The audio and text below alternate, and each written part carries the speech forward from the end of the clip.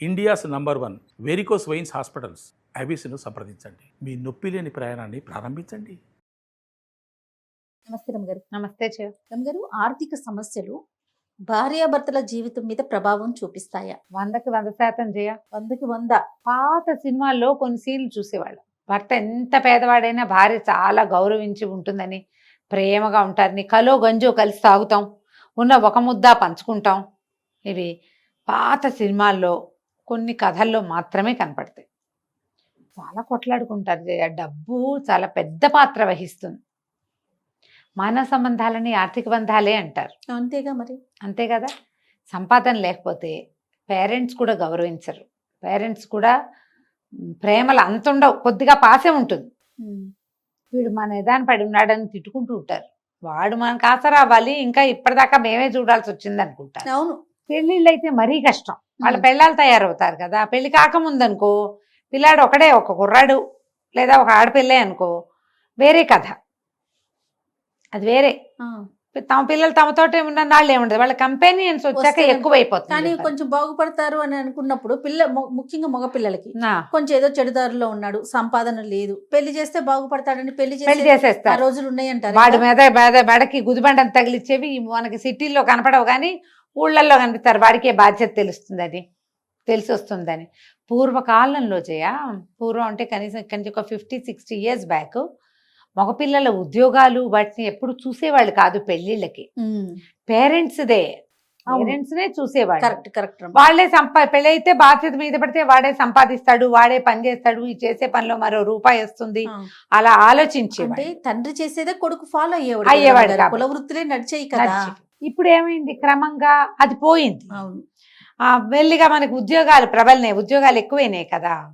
ఈ ఉద్యోగాలు పెరిగాక ఉద్యోగము మొదట ఏదో ఉద్యోగం అయినా పర్వాలేదు అనుకునేవాళ్ళు. ఉద్యోగం ఉంటే ఊళ్ళో ఏదైనా పొలం ఉందో, ఇల్లుందో, వాకిలుందో అవి చూసి కాస్త పొలం ఉద్యోగం ఉంటే, క్రమంగా ఉద్యోగం కూడా చిన్నవి కాకుండా పెద్ద పెద్ద ఉద్యోగాలు, బాగా సెటిల్మెంట్ అవి కూడా వచ్చినాయి. మనకి ఇప్పుడు ఎట్లయింది, 25-30 ఏళ్ళుగా, ఒక 20 ఏళ్ళుగా, 22 ఏళ్ల బొట్టికాయ, వాడికి ఇంకా బాగా మీసాలు రావు, వాడి అన్నం వాడికి బాగా కలుపుకొని తింటారు రాదు, వాడికి అద్భుతమైన ఉద్యోగం వస్తుంది, 50 లక్షల ప్యాకేజ్ వచ్చేస్తుంది. వాడి బట్టలు వాడి సెలెక్ట్ చేసుకోవటాలు అవి రాకముందే ఉద్యోగాలు మంచి వచ్చేస్తున్నాయి. ఇప్పుడు వాడి సొంత సంపాదన, వాడి సెటిల్మెంట్ ఇలాంటివి వచ్చినాయి. ఇప్పుడు పల్లెటూళ్ళలో ఏం చేస్తున్నారు, అక్కడ వాళ్ళు సాఫ్ట్వేర్ అయితే కానీ ఇవ్వం పిల్లని. సాఫ్ట్వేర్ అయితేనే వాడికి 1 లక్ష జీతం వస్తుందని, సంవత్సరానికి 12 లక్షల ప్యాకేజ్ ఉంటుంది. అందరూ ఇప్పుడు ప్యాకేజ్ ఎంత, అవేగా ప్రశ్నలు, అవే వచ్చినాయి. క్రమంగా ఇది మారిపోయింది చూడు. ఈ జాబ్ మారుతారు కొంతమంది. జాబులు మారినప్పుడు కూడా ఫైనాన్షియల్ స్ట్రెస్ చాలా ఎక్కువ ఫ్యామిలీ మీద పడుతుంది. వీళ్ళకి ఏవో ప్లాన్లు ఉంటాయి, ఆ ప్లాన్ ప్రకారం ఎగ్జిబిట్ చేయలేకపోతారు, డబ్బులు తక్కువైతే ఇబ్బంది. అమ్మాయిలకి అందరికీ కూడా ఖరీదైన ఫోన్లు, ఖరీదైన బట్టలు, ఎటైర్ ఖరీదైంది, మనం ఉండే ప్లేస్ ఖరీదైంది, మంచి చోట ఉండటం, పిల్లల్ని మంచి స్కూళ్ళల్లో చేర్చటం, ఇవన్నీ వచ్చేసినాయి. ఎప్పుడు కూడా మనకంటే మనం ఏ లెవెల్లో ఉన్నామో దానికంటే పైదే మనకు నచ్చుతుంది. అవి సాధించాలంటే డబ్బులు ఉండాలి. ఆ డబ్బు మెయిన్ సంపాదన మగవాడిది అనుకో, అప్పుడు కొంచెం గొడవలు ఉంటాయి. అమ్మాయి ఉద్యోగం మంచిదయ్యి అబ్బాయిది కొంచెం తక్కువైనా గొడవలు వస్తాయి. ఫైనాన్షియల్ థింగ్ ఇట్లా ఇబ్బంది పెడుతుంది. లేదా అబ్బాయిదే చాలా పెద్ద ఉద్యోగం, ఎంతసేపు అమ్మాయిని చిన్న చూస్తాడు, నీదే బోర్డు ఉద్యోగం అంటాడు, బోర్డు 25,000, బోర్డు 30,000, నీది బోర్డు ఉద్యోగం, నీది పనేనా, ఇలా అంటారు. అటు ఇటు కూడా మా అమ్మాయి సంపాదిస్తుంటే కూర్చుని తింటున్నావు అని అమ్మ నాన్న ఈ అబ్బాయిని ఏదో ఒకటి అంటారు. ఇప్పుడు ఇదివరకు ఆ మాటలే వినేవాళ్ళ, మా అమ్మాయి డబ్బులు తీసుకుంటున్నారు అని. ఇప్పుడు అట్లా కాదు, కొడుకు సంపాదన కోడలు తింటుందని ఏడ్చే జనం కూడా వచ్చారు. కూర్చుని తింటున్నావు, మా అబ్బాయి మీద పడి తింటున్నావు. నిజంగా ఫారిన్ కంట్రీస్కి తీసుకెళ్ళి ఆడపిల్లల్ని, ఆ అమ్మాయిలకు అక్కడ ఉద్యోగాలు రాకపోతే అత్తవారనే ప్రధానమైన మాట ఏంటి తెలుసా, మా వాడి మీద పడి తింటోంది ఆ పిల్ల అంటారు. మరి కాపురం చేస్తుంది, ఇల్లు వాకిలే చూస్తుంది, వీడికి పిల్లల్ని కంటుంది, అది లెక్క కాదుట, అది పెళ్ళిట, అంతేట. చదువుకున్న అమ్మాయిని ఎందుకు చేసుకున్నావు, అమ్మాయి ఉద్యోగం చేయడానికి చేసుకున్నావు, అది ఉద్యోగం చేయట్లా, మా అబ్బాయి మీద పడి తింటుంది. వీళ్ళిద్దరికీ ఓకే, పెద్దవాళ్ళకు ఓకే కాదు. అలా వచ్చింది ఇప్పుడు సమాజం. మరి ఆమె కూడా ఆయన మీద పడి తింటది కదా. ఆ వేరే సంగతి. మా రోజుల్లో వేరు. మేము 8th క్లాస్ 9th క్లాస్ పెళ్ళిళ్ళు మావి. మా కథ వేరు. పైగా ఎప్పుడు కూడా ప్రతి మగపిల్లాడి తల్లి ఏమనుకుంటుందంటే, ఇలా అనొచ్చకూడదు, మాకు కూడా అబ్బాయిలు ఉన్నారు, నన్ను మీరందరూ శాపనార్థాలు పెట్టకండి, నేను దిగొచ్చాను అనుకుంటుంది. నేను దిగొచ్చా, కోడలు ఏదో రోడ్డు మీద దొరికింది నాకు, నేను చాలా అద్భుతమైన వ్యక్తిని, మన కోడలు కూడా మనం కూడా ఈ పిల్ల ఎట్టా వచ్చిందో అట్లాగే ఇంకో ఇల్లు వదిలిపెట్టి ఇంట్లో దీపం పెట్టడానికి వచ్చాం. ఇవాళ మన కథ గడిగట్టింది, దానికి కూడా గడిగట్టేందుకు అవకాశం ఇవ్వాలని చచ్చినా అనుకోరు, అది వేరే అంటారు. నువ్వెలా ఓన్ అయ్యావు ఇక్కడ? నువ్వు కూడా ఎక్కడి నుంచో పీక్కొచ్చిన టమాటా మొక్కవే కదా. చచ్చినా ఒప్పుకోరు. ఆ ఒక్క కొడుకుని కానీ వాడికి ఒక 20-25 ఏళ్ళు వచ్చి వాడికి చదువు ఓ జీతం వచ్చిందంటే నేను మామూలు క్వీన్ కానమ్మా, విక్టోరియానే. క్వీన్ విక్టోరియా కూడా తక్కువ మాకంటే. అబ్బాయిల తల్లులకి ఇప్పటికీ ఇలాంటి భావాలు ఉన్నాయమ్మా.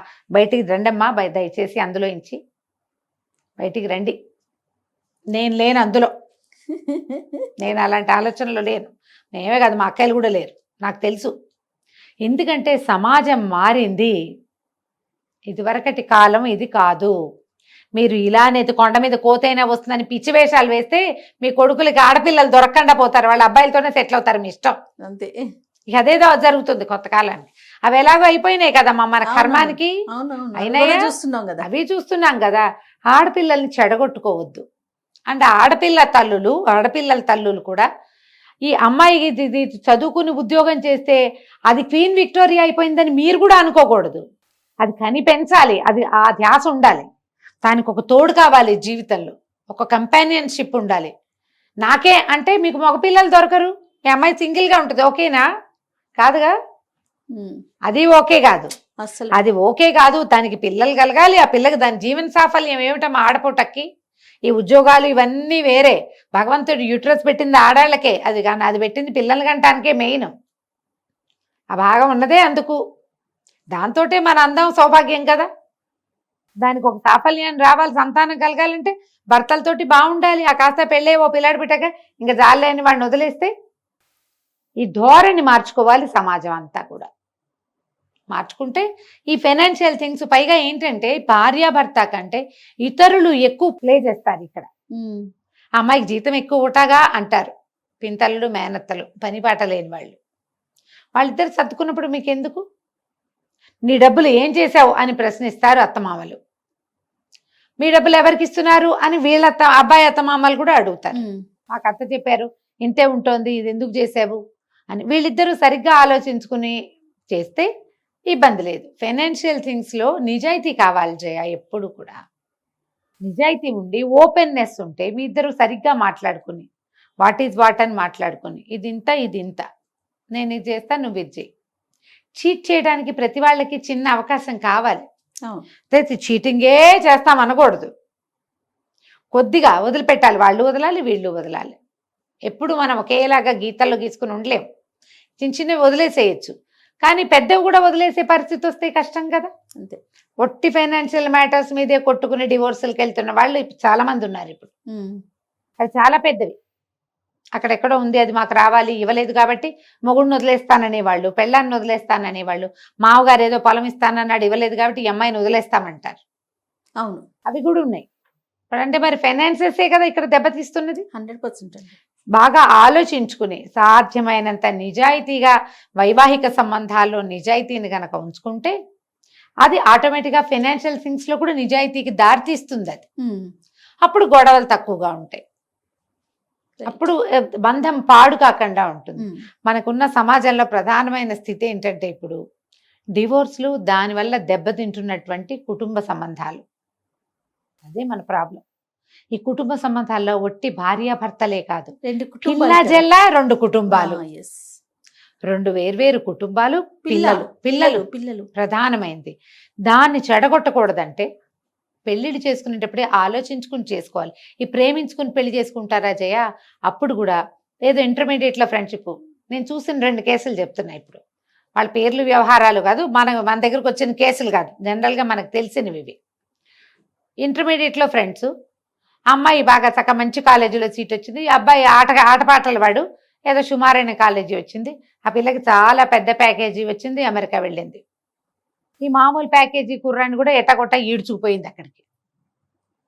పెళ్లి చేసేసుకున్నారు. ఈ పెళ్లి చేసుకునేదాకా వాళ్ళిద్దరికీ ఒకళ్ళ ఇవి వాళ్ళకి తెలీదు. అబ్బాయికి బాగా తెలుసు, అమ్మాయి వెల్లాఫ్, డబ్బులు ఉన్నాయి, మంచి ఉద్యోగం, మంచి అసలు రావడం ఆ పిల్లకి 35 lakhs ప్యాకేజ్ వచ్చింది. వీడికి తెలుసు. ఇతను మామూలు 12, 14, 15 వాడు. వీళ్ళ లెవెల్ కూడా చాలా తక్కువ, ఫైనాన్షియల్గా వీళ్ళు తక్కువలో ఉన్నారు. ఇక వాళ్ళ ఇన్ఫీరియారిటీ తోటి అత్తమామలు, ఆ మొగుడు, ఆ పిల్లకి ప్రత్యక్ష నరకం చూపించారమ్మా. డబ్బే ఇక్కడ. ప్రేమించుకునేటప్పుడు డబ్బు పాత్ర లేదు, అసలు ఉండదు. మీరు పెళ్లి చేసుకుని సెటిల్మెంట్ అనగానే డబ్బులు వచ్చేస్తాయి, ఫ్యామిలీ వచ్చేస్తుంది, డబ్బులు వచ్చేస్తాయి. ఇంకొకళ్ళు ఫెయిల్ అయిన అమ్మాయిని ప్రేమించాడు ఒక అబ్బాయి, ఐర్లాండ్ ఎక్కడికో వెళ్ళాడు. ఈ పిల్ల ఏదో బీఎస్సీ ఏమిటో చేసినట్టుంది. మొత్తానికి ఇంట్లో ఒప్పించుకున్నారు. పెళ్లి చేసేసుకున్నాక అమ్మాయికి వీసా రాలేదు జయ. సంవత్సరం పైన అమ్మాయి ఇక్కడ ఉండిపోయింది. వాళ్ళ అత్తగారింట్లో ఆ అత్తగారి అమ్మాయిని తిట్టే తిట్లు ఒక తిట్టు కాదు, ఒక లోకం కాదు. అయ్యో. ఎందుకంటే ఎంతసేపు ఇదే ఏమిటి, మా వాడికి ఇంజనీరింగ్ పిల్ల వచ్చేది, ఇద్దరు 2 చేతుల సంపాదించేవాళ్ళు, ఈ పాటికి 10 ఇళ్ళు కనుకొనేవాడు, ఒకటే కొన్నాడు. మా కజిన్స్లో వాళ్ళు ఎవరు అట్లా చేశారు, నీళ్ళ నూనె కాళ్ళు పెద్దమని చేసుకున్నాడు, నువ్వు ఇంకా ఇక్కడే తగలబడ్డావు, నీకు ఉద్యోగం అంటే నువ్వు పోయేదానివి, నీకు లేదు కాబట్టి నువ్వు ఇక్కడే ఉన్నావు, రేపు నువ్వు అక్కడికి వెళ్ళాక కూడా నువ్వు చేసేదేం లేదు, మా వాడిని ఎత్తి మీద బరువ్వి. ఈ ఏడాదిలో వీళ్ళ మధ్య ప్రేమంతా పోయింది జయ. పాపం మరి అంతే కదా, మొత్తం ప్రేమను కోల్పోయారు. వాళ్ళ అమ్మ ఎంతసేపు ఏదో ఒకటి చెప్తుంది, ఈ పిల్ల ఫోన్ చేసినప్పుడల్లా మీ అమ్మ నన్ను ఇలా అందో అలా అందో అని ఏడుస్తూ కూర్చుంటుంది. వాళ్ళు ఏం కబుర్లు చెప్పుకుంటారు. చాలా అన్బన్ తోటి వెళ్ళింది అమ్మాయి. అక్కడికి వెళ్ళాక ఏవో కోర్సులు చేయడానికి ఎంత కష్టపడిందో పాపం. ఎందుకంటే అమ్మాయి మామూలు బ్రెయిన్, అమ్మాయికి ఎంతసేపు బ్యూటీషియన్ కోర్సులు అలాంటి వాటి మీద ఆసక్తి. వీళ్ళకేమో అమ్మాయి ఏదో కోర్సు చేసేసి ఉద్యోగంలో చేరిపోవాలని. అక్కడ ఖర్చులు అలాగే ఉంటాయి, మనం ఒకళ్ళని అనటానికి వీలు లేదు. ప్రేమలప్పుడు ఇవి రావు కదా, పెళ్ళిళ్ళు సెటిల్మెంట్ రాగానే ఇవన్నీ గుర్తుకొస్తాయి. పెళ్లి చేసుకునే ముందే ఇవి ఆలోచించుకోండి, పెళ్ళిళ్ళు అయ్యాకైతే కూర్చొని మాట్లాడుకోవటమే.